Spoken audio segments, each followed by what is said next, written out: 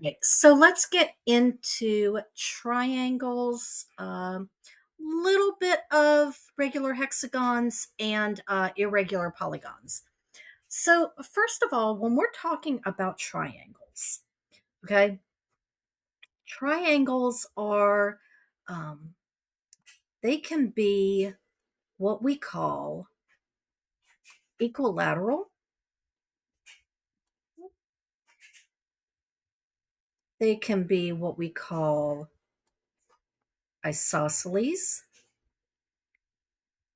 They can be what we call right. Um, I'm gonna put some marks on here to make sure. Okay, so this first one is what we call an equilateral.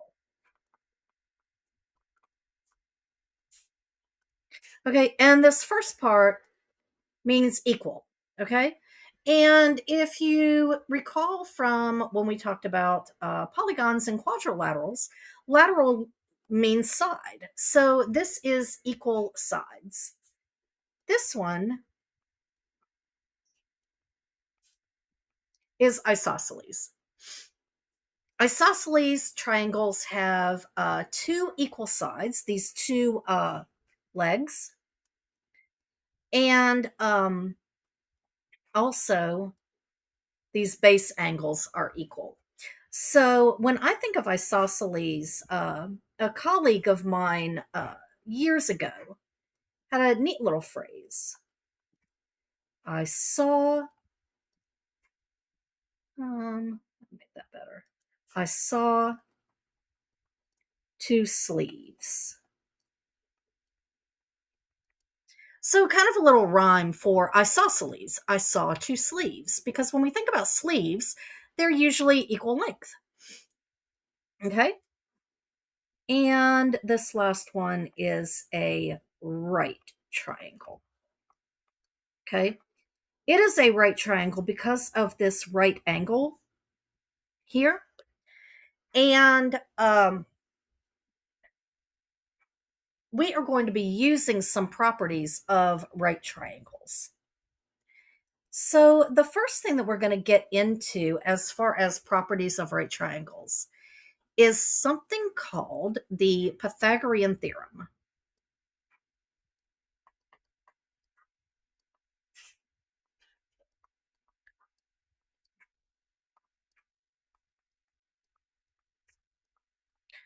Okay, and the Pythagorean theorem tells us a lot of times we just see it written as a squared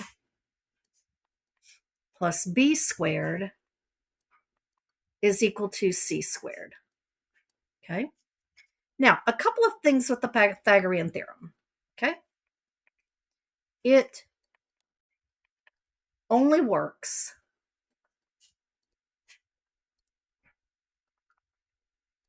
with right triangles.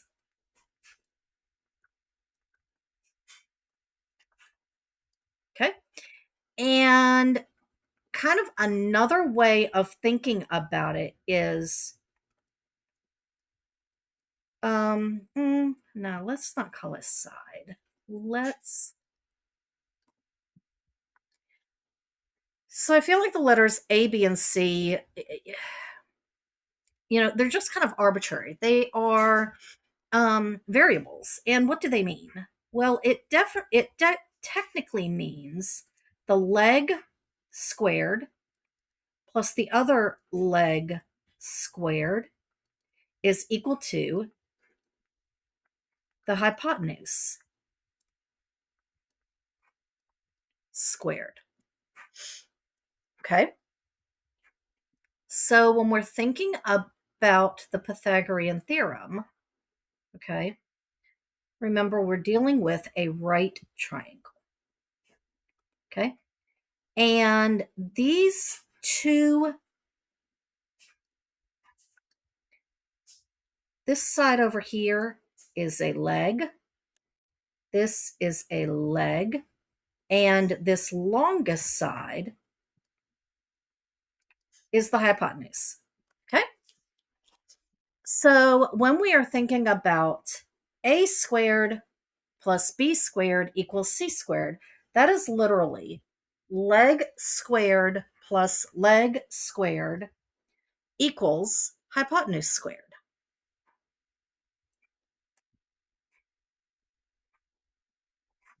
Okay.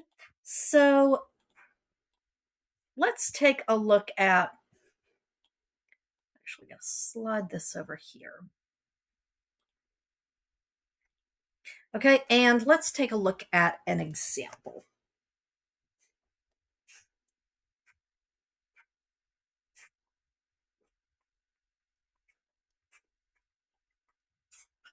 All right, so we have this triangle.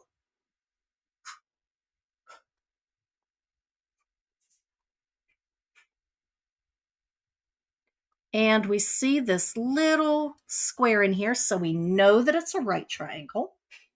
Okay. And we are told that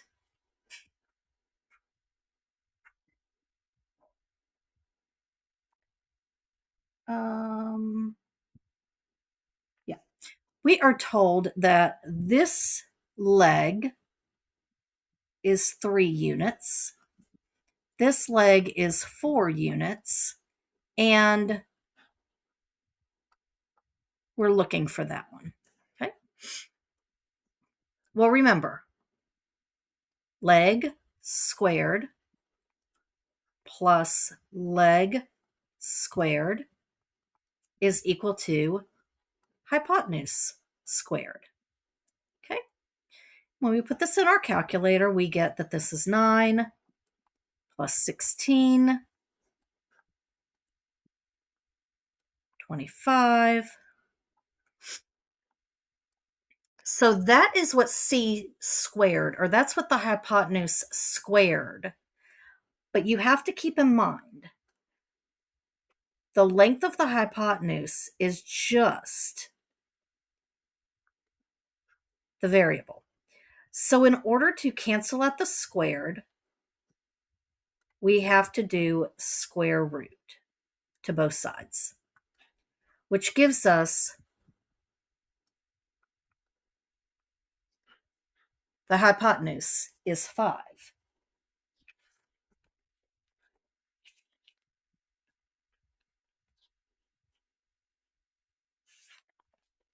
Okay.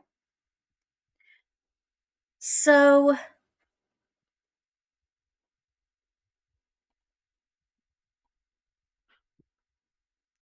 now I'd like to consider the area of a triangle.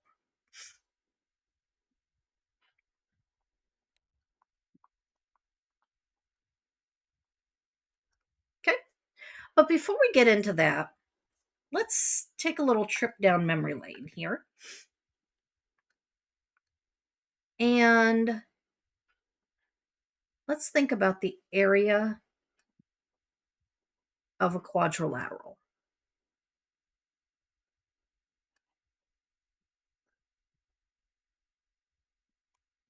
Okay.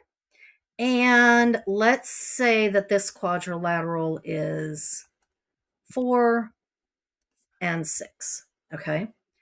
So the area of our quadrilateral, if you recall, is just length or base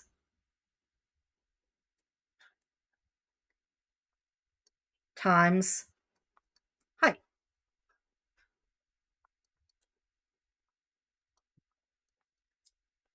So pretty easy, right? We remember that. Well, if you consider the area of a triangle, and how do we actually make a triangle?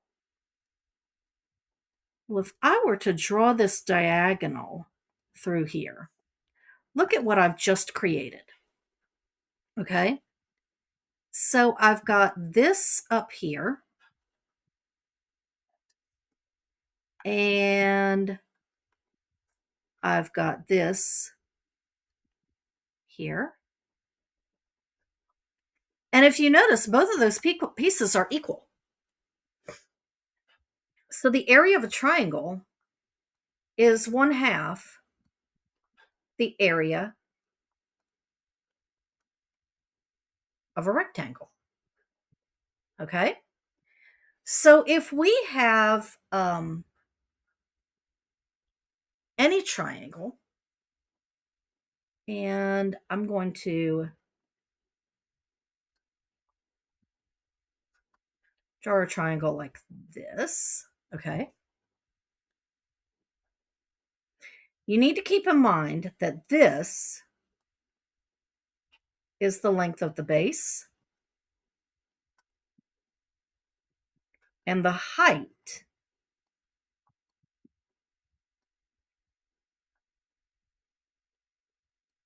this is the height. Okay.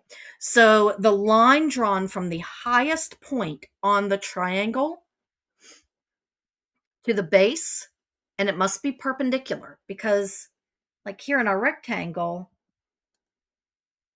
these are right angles. That's kind of what makes a rectangle. Okay.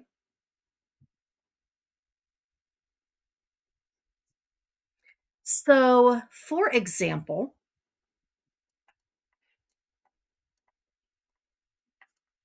let's say that we have this triangle here.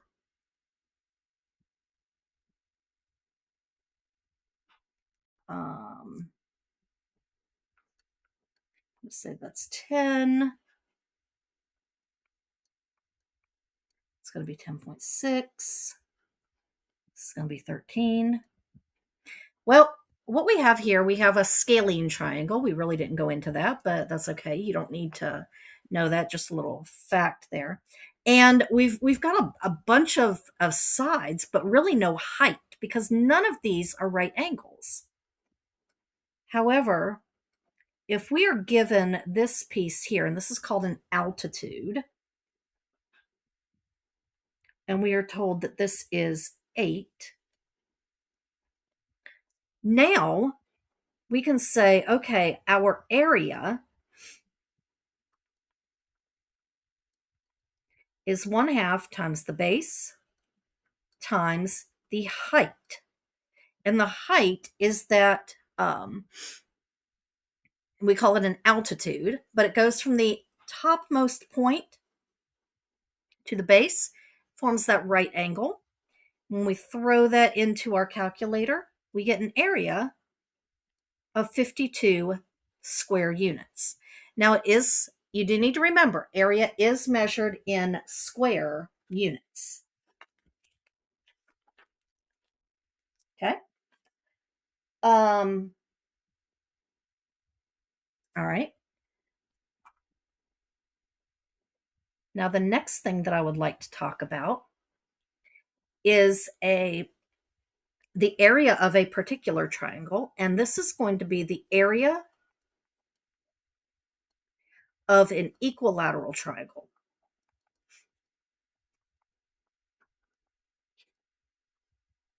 Okay, so we have our triangle here.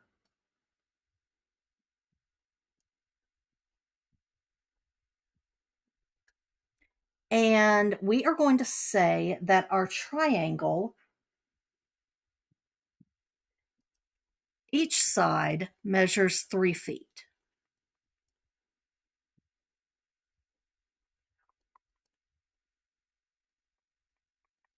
Okay.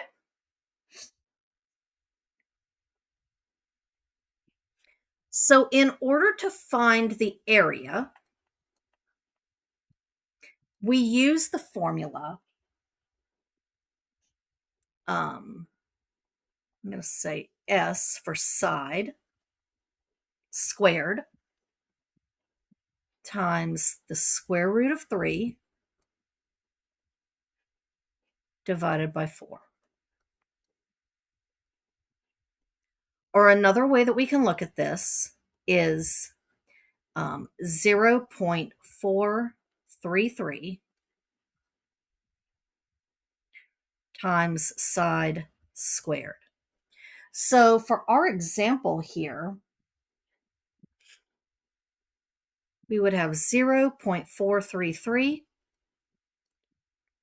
times 3 feet squared, which gives us 0.433 times 9 feet squared. And when we multiply this out, we get that the area is approximately 3.9 feet squared. And that is the formula that you will use for all of your equilateral triangles. Okay. Now, the last thing that I want to discuss in this video is the area of irregular polygons. And when we're talking about the area of irregular polygons, we have to be willing to split things up.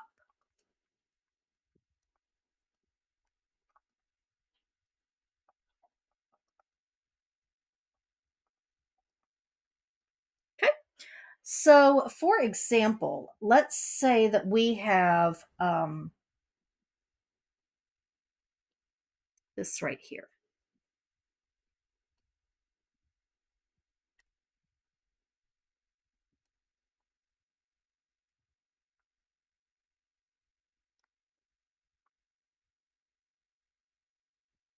Okay. And we are told that this is 12 feet. This is 14 feet. This is 9 feet. And this is 8 feet. Okay. Well, we can take this and kind of split it up really however we want to. I personally think that it makes the most sense to just kind of split this up right here, because then we have 12 feet by 14 feet here. Okay, because we have our base and our height. And because this is 9 feet, we now know that this little piece here has to be 3 feet.